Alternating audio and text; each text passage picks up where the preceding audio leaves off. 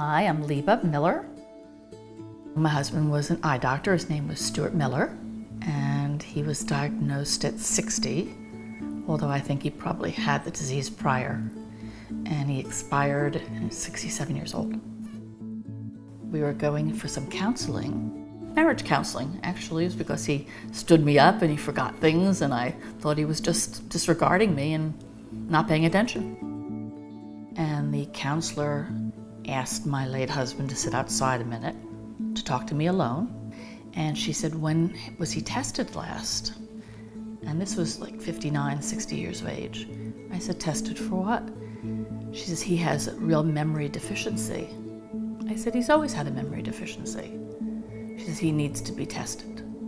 And I kind of blew her off. And she really was quite persistent. So I set up a neuropsych exam, which was really difficult. It's beyond an IQ type of a test. And it ended up taking 2 days. It's usually a 4 to 6 hour test. He felt stupid. The test pushes you till you can't answer correctly. That's the intention of the test. But for somebody that already knows there's some deficiency, they feel bad about themselves. And he was angry as a hat.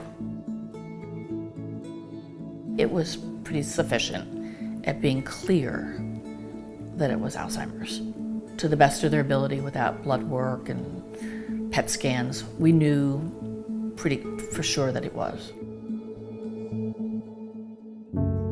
To realize you're going to become the caregiver of an adult senior who was your partner one day and your responsibility the next is indescribable, absolutely indescribable. But when you get married, you take on a responsibility, and that was my responsibility. I think the feelings over the 4 to 5 year tough time at the end of his life was a yo-yo. One day it was horrible and he didn't recognize the grandchildren's pictures or anybody. And then the next minute he's pleasant and going through a process where he's happy to see a familiar face. He might not know why I'm familiar, but I was familiar. It's an emotional roller coaster at minimum. And it's a surprise most of the time. One never knows what it was going to feel like each day.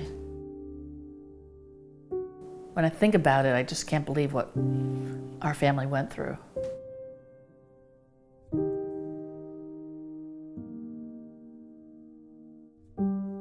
Even though it is very emotional, if you don't get your ducks in a row way before you need them, you're always in panic mode.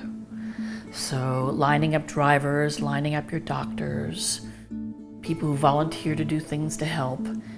If you don't build a village of people that can help you, be it paid for or not paid for, you cannot do it alone. You cannot. Later on, the hardest and worst days were when he was losing all of his faculties, when he'd have to be strapped into a seat so he didn't slide off and fall on the floor, when he didn't recognize anybody anymore, when he didn't eat. I was fortunate to have long-term care insurance on both of us, so I was able to afford great care for my husband, so I was lucky in that regard. And then his last property was phenomenally wonderful. It was a small house, a group home type environment, specific to memory care patients. And that's where he lived his last 4 or 5 months. And that was the story of Stuart.